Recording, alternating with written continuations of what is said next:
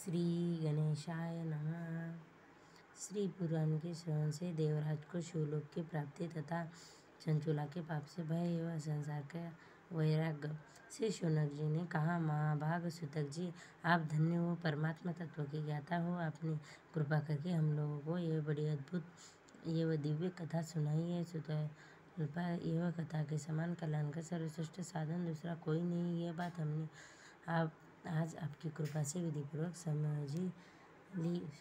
सूतक जी, कलयुग में इस कथा के द्वारा कौन कौन से पापी शुद्ध होते हैं, उन्हें कृपापूर्वक बताइए और ये जगत की कृतज्ञ कीजिए।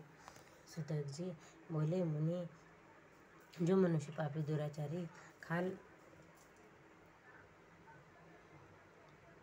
तथा काम क्रोध आदि के निरंतर डूबे रहने वाले हैं, वे भी पुराने श्रवण से पठन से अवश्य ही शुद्ध हो जाते हैं। इसी विषय में जानकर मुनि इस प्राचीन इतिहास का उदाहरण दिया करते थे। इसमें से श्रवण मात्र से पापों को पुनः नाश हो जाता है। पहले की बात है कि कहीं किरातों के नगर में एक ब्राह्मण रहता था, जो ज्ञान में अत्यंत दुर्बल, दरिद्र एवं बेचने वाला तथा वैदिक धर्म से विभक्त था। वह स्नान संध्या आदि कर्म से भ्रष्ट हो गया था और वैश्यव्रती के दफ्तर हो रहता था। उसका नाम था देवराज। वह अपने ऊपर विश्वास करने वाला लोगों को ठगा रहता था। उसने ब्राह्मणों, क्षत्रियों, वैश्यों, अशुद्धों को तथा दूसरों के अनेक बहनों को मारकर उसका धन हड़प लिया था। परंतु उस पापी का थोड़ा भी धन कभी धर्म के कार्य में नहीं लगा था। वह विषुगाता तथा इस प्रकार के आभार का एक घूमता एक देवयोग से प्रतिष्ठा नूर ऋषि प्रयाग में आ पहुंचा। वह उसे एक शिवालय देखा, जहाँ बहुत से साधु महात्मा एकत्र हुए थे। देवराज शिवालय में ठहर गया, किंतु ज्वर से जोरों को बड़ी पीड़ा होने लगी। कथा सुना रहे थे। जोहर में बड़ा हुआ देवराज ब्राह्मण ने मुखारविंद से निकली हुई शिव कथा को निरंतर सुनता रहा। एक मास से बाद में जोहर से अत्यंत पीड़ित होकर वह चल बसा। यमराज के दूत आए और उसे फांसी से बांधकर बलपूर्वक यमपुरी में ले आए। इतने से ही शिवलोक से भगवान शिव ने पार्षदगण से आ गए। उसमें और अंग कपूर में समान उज्ज्वल थे। हाथ त्रिशूल से सुभूषित हो रहे थे। उनकी संपूर्ण आभूषण से उद्धरित हो रहे थे। रुद्राक्ष की मालाएं उनके शरीर में शोभा बढ़ा रही थी। वे सबके सब क्रोधपूर्वक यमपुरी में गए और यमराज ने दूतों को मारपीट कर बाल धमाकर उन्होंने देवराज को उनके चंचुल से चिढ़ाया और अत्यंत अद्भुत विमान पर बिठाकर जब वे विद्युत कैलाश जाने पर उद्भुत हुए तो वह समझ यमपुरी में बड़ा भारी कोलाहल मच गया। इस कोलाहल को सुनाकर धर्मराज अपने भवन से बाहर आए। साक्षात दूसरे रुद्र के समान प्रतीत होने वाले उन चारों दूतों को देखकर धर्मज्ञ धर्मराज का उनका विधिपूर्वक पूजन किया और दाना दृष्टि से देखकर सारा मंथन जान लिया। उन्होंने भय से कारण भगवान शिव ने उन महात्मा दूतों की कोई बात नहीं पूछी, उल्टे उन सबकी पूजा एवं प्रार्थना की। तत्पश्चात वो शिव दूत कैलाश में चले गए और वहां पहुंचकर उन्होंने उन ब्राह्मणों को दयासागर साहब शिव के साथ में दिन गया। शौनक ने कहा, महाभाग सूतक जी, आप सर्वज्ञ महामते, आपने महाकृपा से मैं बारंबार कृतज्ञ हुआ और इतिहास में सुनकर मेरा मन अत्यंत आनंद निर्मल हो गया रहा था। अंततः सब भगवान शिव में प्रेम बढ़ाने वाली शिव संबंधी की दूसरी कथा का भी कही। सूतक जी बोले, शौनक, तो सुनो, मैं दूसरे सामने गोपनीय कथा वस्तु का भी वर्णन करूंगा, क्योंकि तुम शिव भक्त हो। मैंने वेदों के श्रेष्ठ समुद्र के निकट वाले प्रदेश में एक वात्सल्य नामक ग्राम है, जहाँ वैदिक धर्म के विभक्त महापापी द्विज निवास करते हैं। वे सब के सब बड़े दुष्ट हैं। उनका मन दूषित हो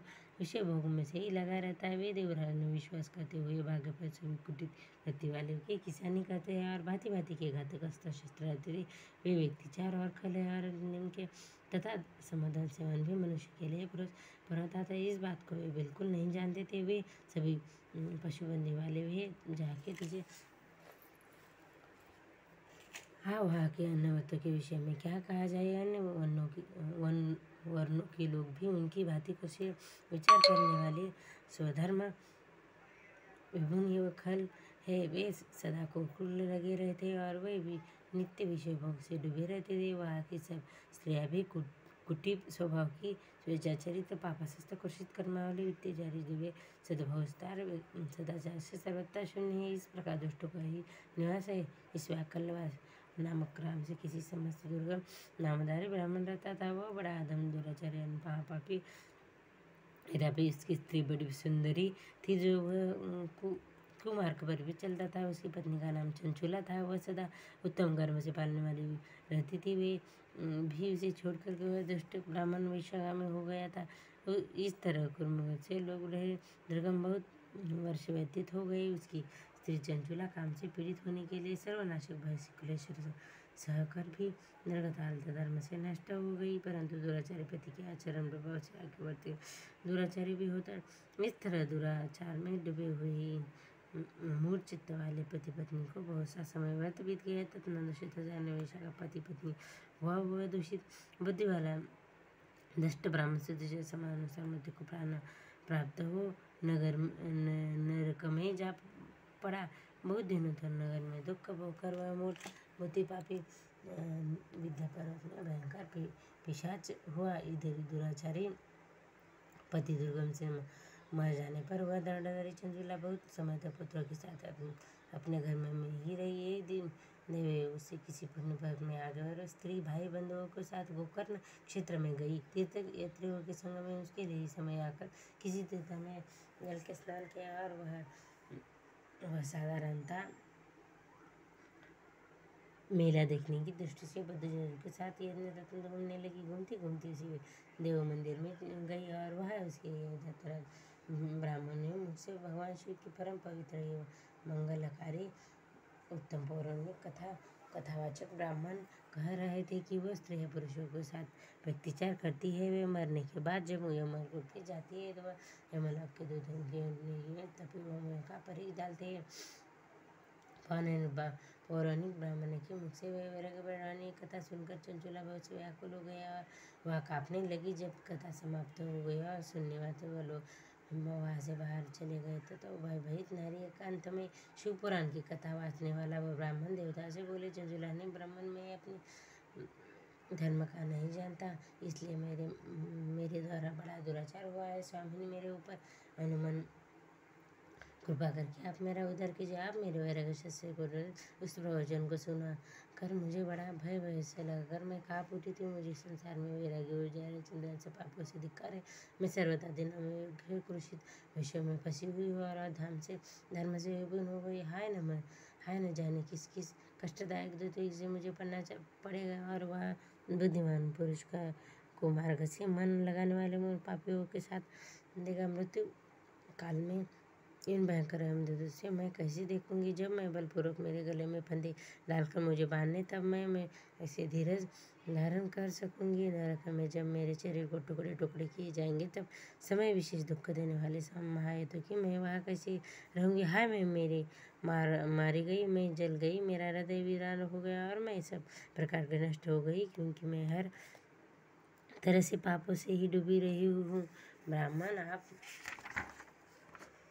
आप ही मेरे गुरु, आप ही मेरे माता और मेरे पिता आपके चरण में आए हुए मैं जलवास से उद्धार कीजिए। खेद और वैराग्य से युक्त हुए चंचुला ब्राह्मण देव को दोनों चरण में गिर गई। तब उसे उठाया और इस प्रकार बोले,